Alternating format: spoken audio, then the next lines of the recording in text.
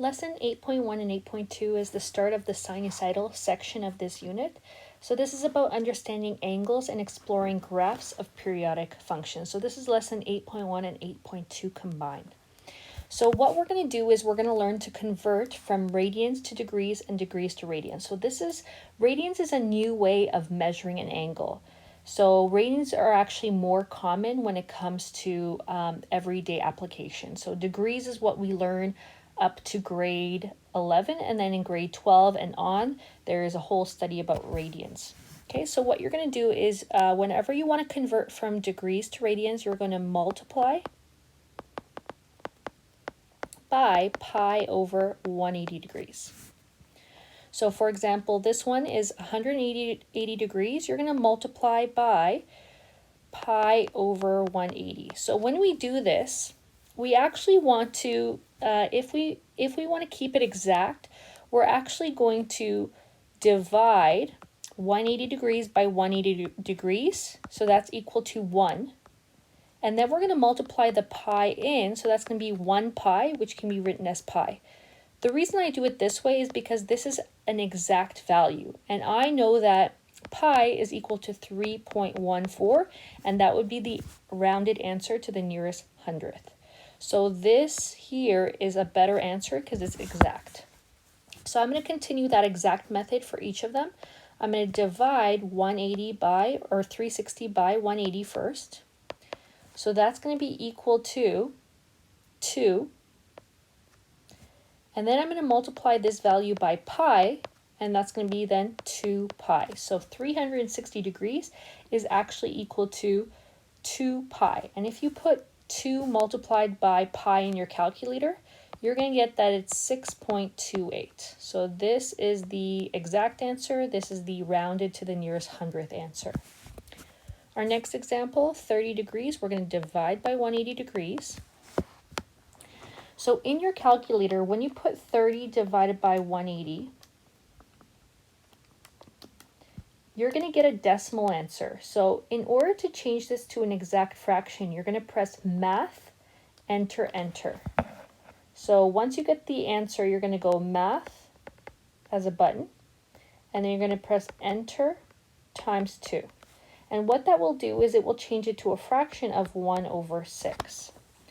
Now you're going to multiply this answer by pi, and that always goes to the top of the fraction. So that's going to be 1 pi, which is pi, over the denominator doesn't change, which is 6, because there's no denominator with the pi. So this is our exact answer.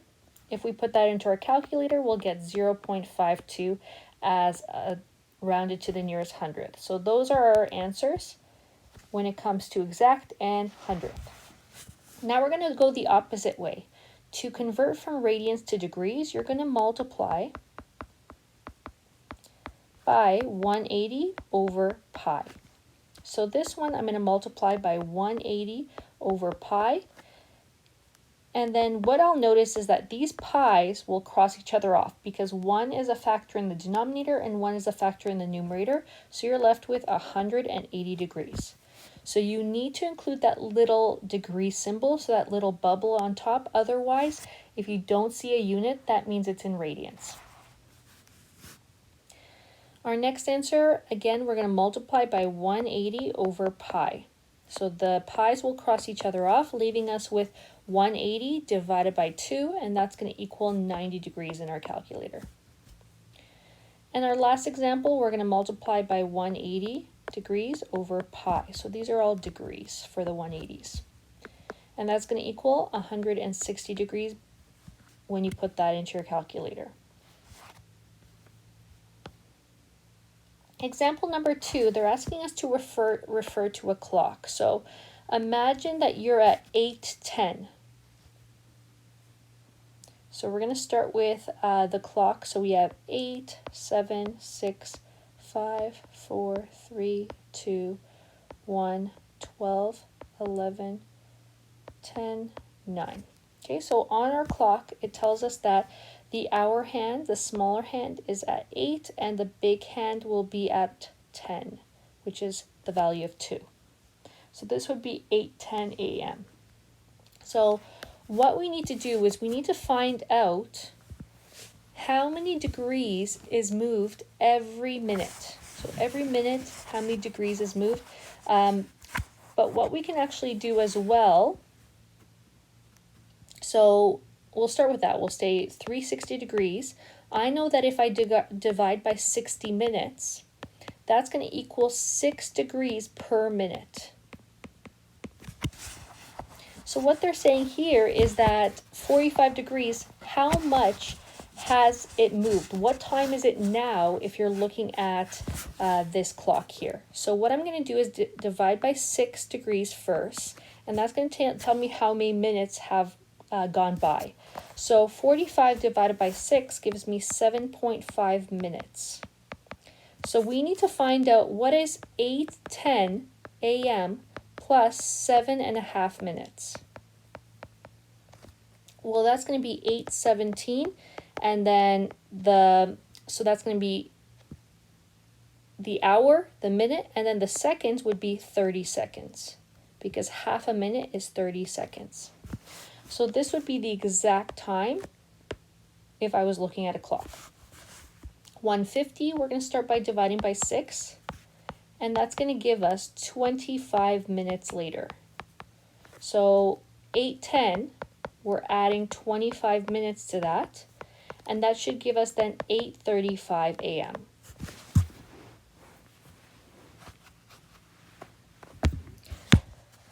Our next one, we're going to divide by 6.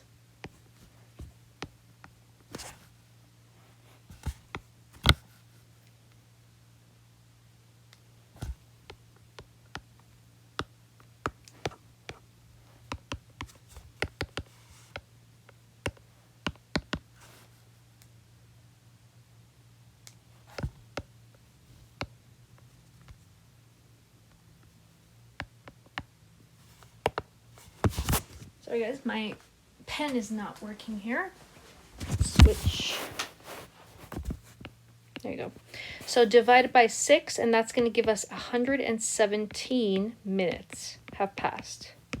So I know that in 117 minutes, a full hour has passed here. So I've converted, it was 116.6. 666 repeating, so I rounded to 117 minutes. So what I'll do is I'll take 117 and subtract 60 minutes from there, and I'll get that this is an hour.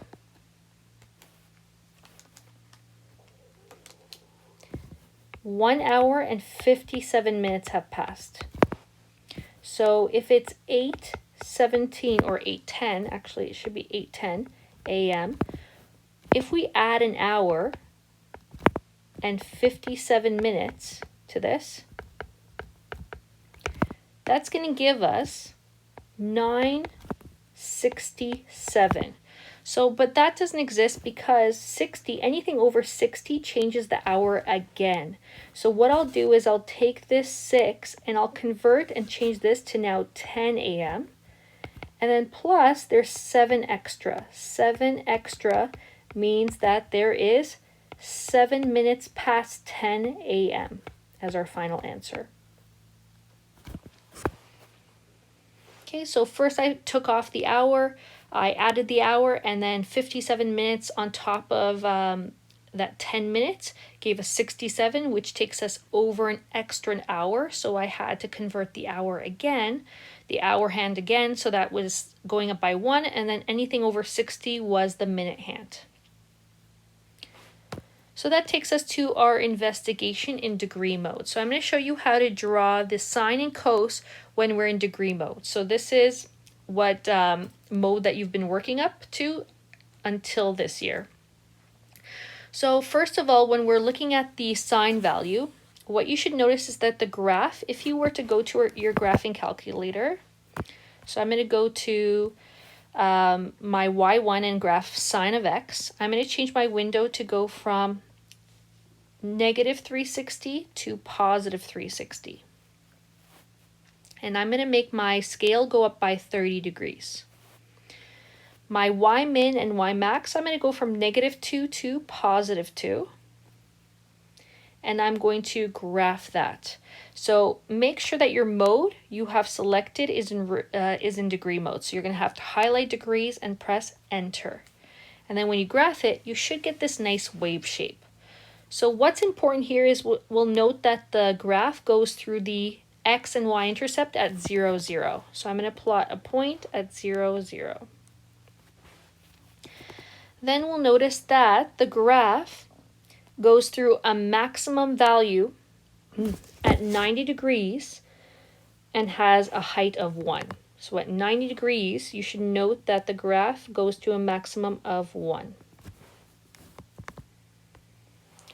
Then if you go over here, it's about 180. So at 180 degrees, you should be at the x-intercept of 0.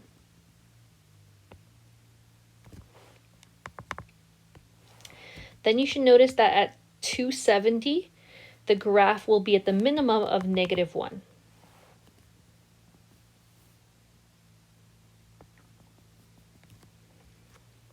And then at 360, the graph will return to the x-axis. So that will repeat itself. It'll kind of continue that wave shape in the negative x-axis area as well. So I'm just sketching what this looks like. This is what the sine graph looks like. I'm also going to continue where that at -90, you should find that that's the minimum value. And then at -180, you should find that that goes to your x-intercept. Okay, so I'm just looking at the values and plotting what I see. So this is what the sine graph looks like.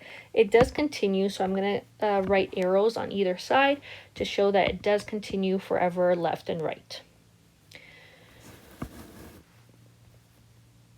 Okay, so for this one, the x-intercepts for the sine graph will occur at 0. I'll start with the negative values. I'll go from -180, then at 0, then at +180, and then at 360. So those are the ones that I can see. Now there's tons of them because it does continue, but these are the ones that are visible. Your maximum value should be where y equals 1, and your minimum should be at y equals -1. Your domain should be x is an element of real numbers because it continues on forever left and right. Your range should be y such that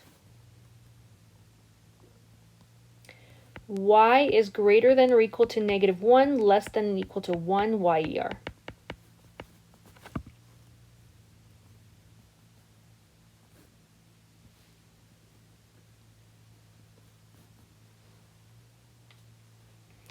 And then our new stuff, these are the new things that we are adding in this year with this unit. So this is the median. The median is always the halfway point. This is always found by finding your max added with your minimum and divided by 2. So our maximum height we already know is 1, plus our minimum height is -1, and we're dividing that value by 2. So that top is going to equal 0 divided by 2, which is 0. So our equation of the midline is the answer that you get, which is y equals 0. Our period is how long does it take to start and come back to its original spot where you have to go through a maximum. So as you can see, it starts at 0, 0. It goes to a maximum. It goes to a minimum. And then it returns back to its original starting point at the amount of 360 degrees. So that is your period when it comes to degrees, when it's a sine value. So 360 degrees is what I would write for my period. My amplitude can be found by taking your max minus your min value and dividing it by 2. My max height is 1, subtract our minimum is -1 and divide that value by 2. 2 divided by 2 is equal to 1. So my amplitude is a value of 1. Now we're going to repeat the same stuff, but we're going to draw the cos graph. So you can start by going into your graphing calculator and putting in y equals cos of x and seeing what happens. What you should notice is that the maximum occurs at the starting y-axis. If this is your y-axis and this is your x-axis, it's going to start at 1. And then at 90 degrees, you're going to notice that there's an x-intercept. And then at 180 degrees, you should notice that it goes to the minimum value.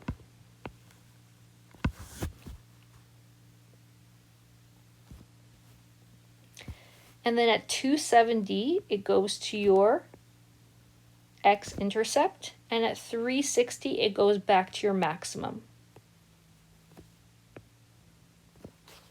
So there's an arrow showing that it continues on, and it continues this shape. So again, at 90 degrees, you should see that it is an x-intercept.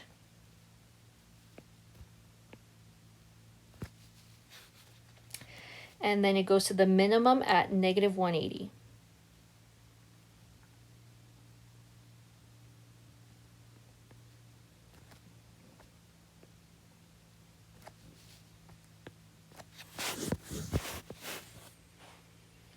Okay, so a lot of these features are the same. So what you'll notice is that the intercepts, what I did miss above is that I want to include the y-intercept. The y-intercept should be 0 for the sine graph, but the y-intercept for the cos graph will actually equal 1.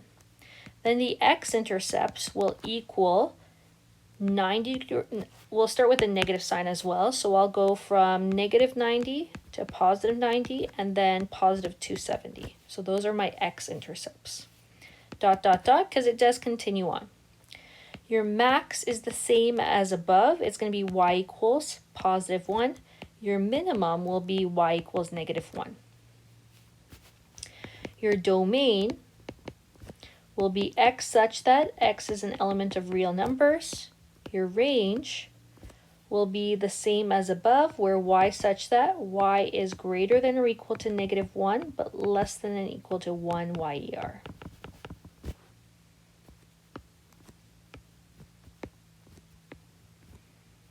Your median. So your median will be exactly the same as the sine graph because your max and min are the same for sine and cos. So you should find that the median is 0, which means that the midline will be the same, which is y equals 0. So it's just about how you write it that looks different.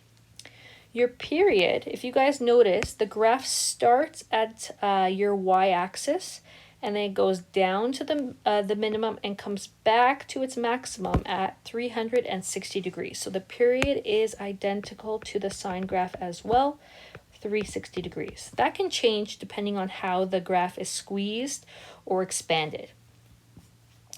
And then our amplitude will be the same because our max and min are the same for your sine graph, so we would write the value of 1. So those are the features when we talk about degrees. Now we're going to do the exact same thing, but we're going to look at the radian mode. So when I label this, though, I do want to label it slightly differently. So I do want to label it with maybe going up by 30 degrees. So 30 degrees is actually equal to pi over 6. And then if we add another 30 degrees, that will take us to pi over 3. And then if we add another 30, that'll take us to pi over 2, which is 90. So this is equal to 30 degrees, this is equal to 60 degrees, this is equal to 90 degrees if you convert to radians, because we want to be now in radians mode. And then that continues on. So, so we would have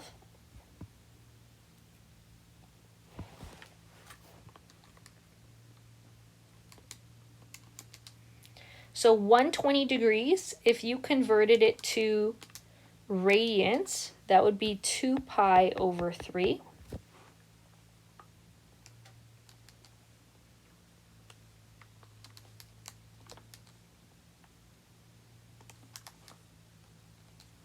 Our next one would be 5 pi over 6, which is equal to 150. And then we get to the next value, which is going to be pi. So that's 180 degrees. And so I can do the same distances, but negative if I'm going in the opposite direction. Okay, so with the sine graph, the heights will be the same. It'll still start at 0, 0, but then at the value of, let me just go above, we notice that the maximum occurred at 90 degrees. So our maximum is going to be at 90 degrees.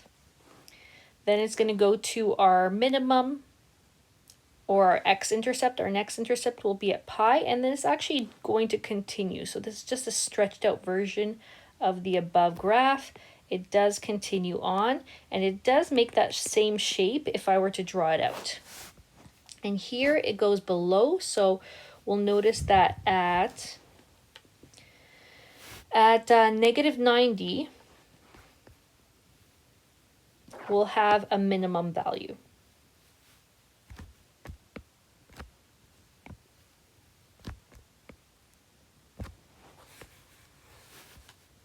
And then for our coast graph, it starts from 0 and 1. So that's going to be, it starts at the maximum. And we can use the same scale.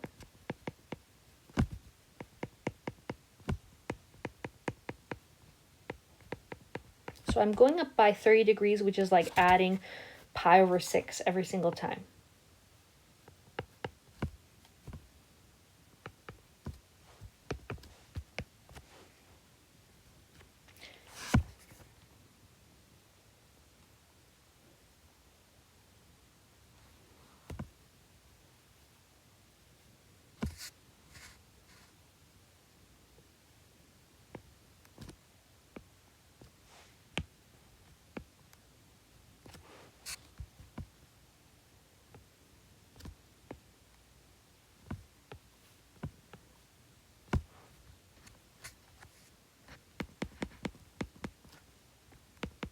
So I'm just continuing that same values, those same values, but in the negative direction.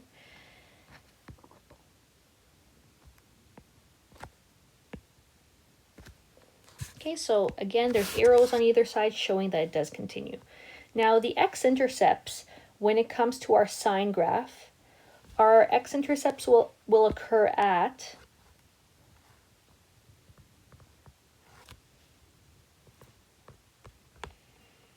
negative 180 degrees, so that'll be at negative pi, then at 0, then at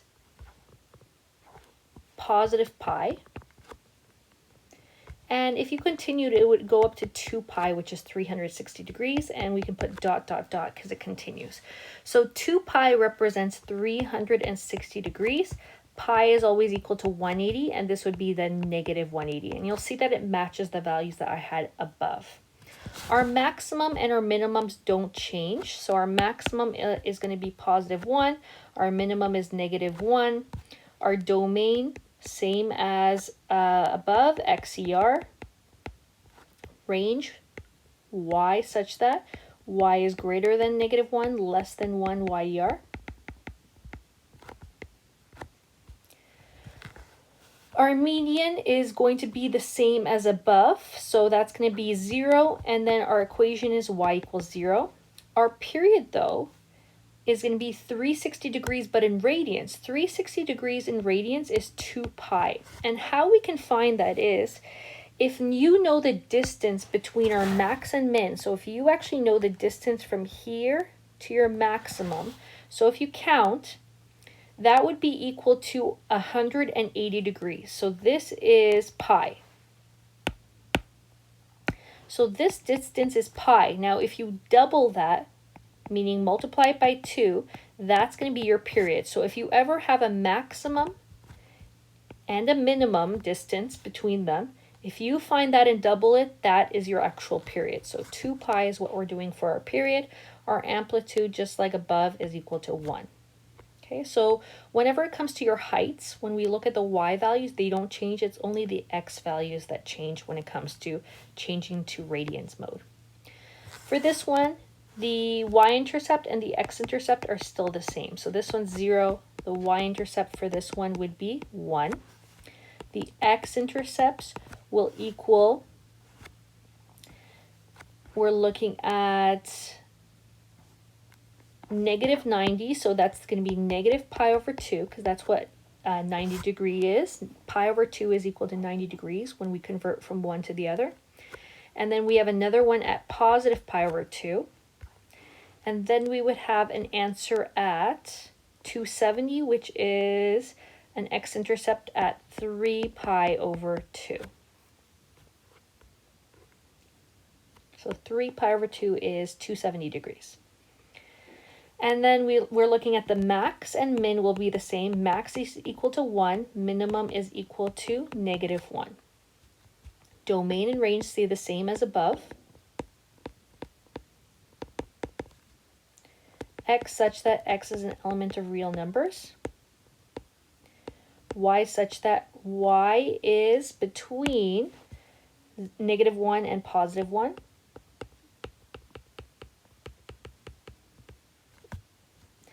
Our median is still 0. Our midline is still y equals 0. And our period is going to be the same as the period for the cos and the sine graph are the same. So it's going to be 2 pi in these cases. And the amplitude is equal to 1. Okay, so that would be when we're comparing sine versus cos, and we're looking at degree mode versus radian mode. So that's our lessons 8.1 and